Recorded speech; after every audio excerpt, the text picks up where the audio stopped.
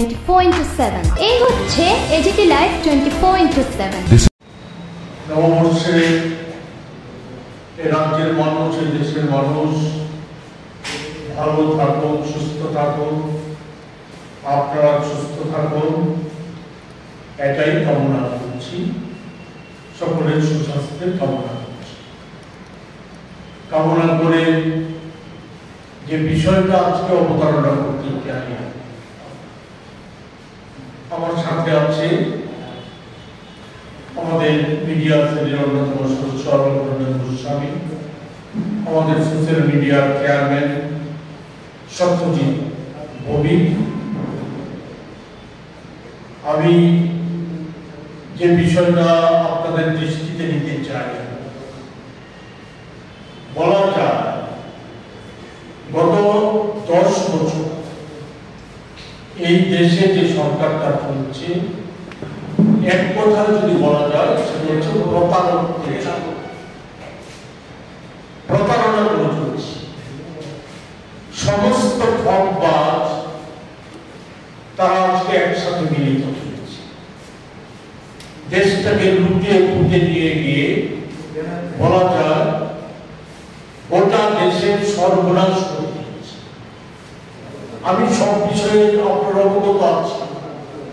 আমরা আমাদের দলের তরফ থেকে এই নির্বাচনের প্রাক্কালে দেশবাসী যাতে গুরুত্বপূর্ণ সিদ্ধান্ত নিতে পারে, তার জন্য আমরা আমাদের দলের তরফ থেকে আমরা একটা ন্যায়পত্র আমরা ঘোষণা করেছি।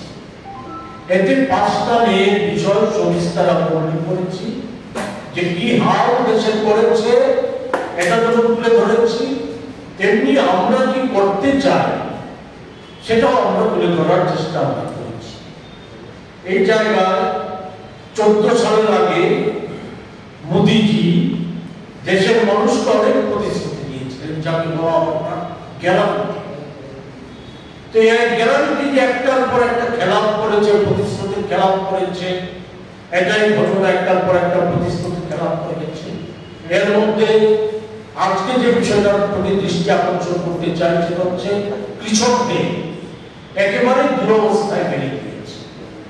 কৃষকদের সম্পর্কিত বিষয়ে মোদিজির প্রতিশ্রুতি ছিল যে মোদিজি যদি সরকারে আসতে পারে তাহলে স্বামীনাথন কমিশনের যে সুপারিশ, সেই সুপারিশকে কার্যকরী করবে, কৃষকদের আয় দ্বিগুণ করবে, তাদের ঋণ মুকুব করে দেবে, তাদের জন্য ইন্স্যুরেন্স করবে, সমস্ত জমি সেচের আওতায় নিয়ে আসা, এই জাতীয় লুপনীয় আরো অনেক প্রতিশ্রুতি দিয়ে কৃষক জনগণকে বিভ্রান্ত করার চেষ্টা করেছে। কিন্তু আমরা কি দেখলাম, এই প্রতারক সরকার 10 বছরে সরকারের সময় 10 বছরে 4,25,000-এর বেশি কৃষক, কৃষি শ্রমিক, হাজিরা শ্রমিক আত্মহত্যা করতে বাধ্য হয়েছে। কৃষকদের আয় দ্বিগুণ করা তো দূরের কথা, 2011 সালে একজন কৃষক প্রতি কেজি রাবারের দর পেতেন 230 টাকা, শুধু একটা ছোট্ট 230 টাকা, আর এখন পান 124 থেকে 150 টাকা রাবারের কেজির দাম হচ্ছে। কৃষকের আয়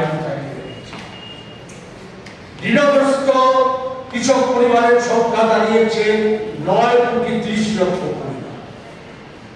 একচেটিয়া পুঁজিপতিদের, কর্পোরেটদের ব্যাংকের ঋণ মুকুব করে দিয়েছে, 16 লক্ষ কোটি টাকা ব্যাংকের ঋণ মুকুব করে দিয়েছে।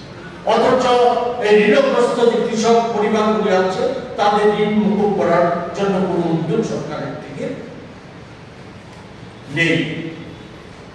পরিবার পিছু ঋণের পরিমাণ দাঁড়িয়েছে 74,121 টাকা। ফসল বীমার প্রতিশ্রুতি একটা বড় ধাপ্পা। 22 সাল পর্যন্ত মোট প্রিমিয়াম সংগ্রহিত হয়েছে 1,97,657.5